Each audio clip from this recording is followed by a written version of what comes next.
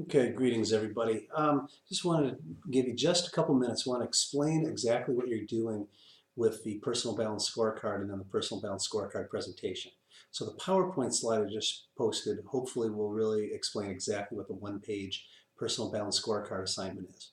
So watch that, pay attention to that closely, go back through the slides a little slow. The quality on it's not exceptional, but it's plenty, it's be more than adequate. Also, if you do have any other questions about the personal balance scorecard, I do encourage you to ask or go online and take a look because different people have done these different ways. There's kind of different trains of thought on these. I'm just kind of going with one that I found that works, but something different and different perspectives work for you, or you have something that's a little bit different.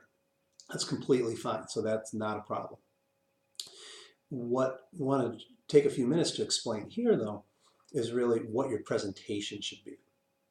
So your presentation is assuming you've already done your scorecard.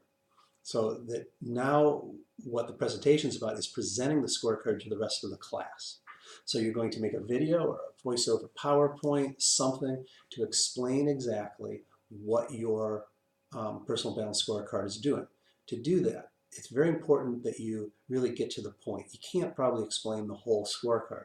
What you want to really look at is kind of the critical path of I need to do, if I do this, it's going to allow me to feel this way, that's going to allow me to, or it's going to allow me to build these capacities that are going to then allow me to have these types of relationships, and that's going to bring about some outcomes that I want. And here's why I want those outcomes. That's what we want you to have, and that's what we want you to share with the class. For the timeline, everything, just check the syllabus in terms of how long that video should be. I don't want to, that's laid out. If there's any questions on that, be sure to post and ask about it. And we'll get that. But so you can do this through a Prezi and voiceover. You can do this in a PowerPoint. You can do this in a video of yourself. You can do this with a whiteboard application where it's drawn cartoon and everything else. So there's no set way in how you're doing it. The idea is you want to have a presentation that explains it.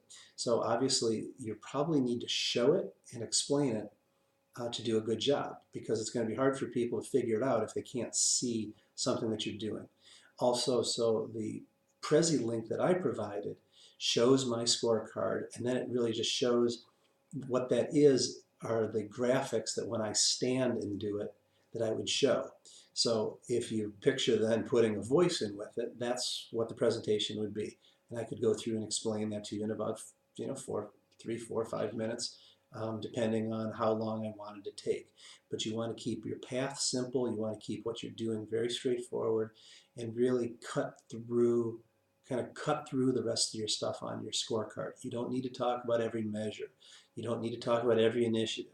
But you probably want a few key measures, a few key initiatives, and explain really what your vision is and why. If you do that, people will understand what you want to do and why, and that's the main point. Then, so once we have these together, I'm going to post instructions of kind of where to put them. I'll put that up tomorrow because I'm assuming nobody's going to be posting their project before tomorrow. We'll then break up and I'll assign people to watch different ones, and then you'll give rating, and you'll also get a sense of what other people are doing and why. I think the reason that's important is to give you a good sense of what the students want. Sorry about that. Of course, I'll get a phone call in the middle of trying to do this.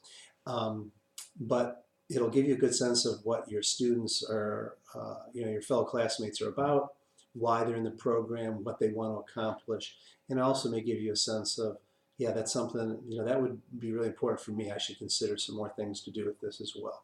So it's the combination of doing your presentation, watching other ones, that should give you a better sense and hopefully a little bit more of a takeaway in terms of really something that you can use yourself.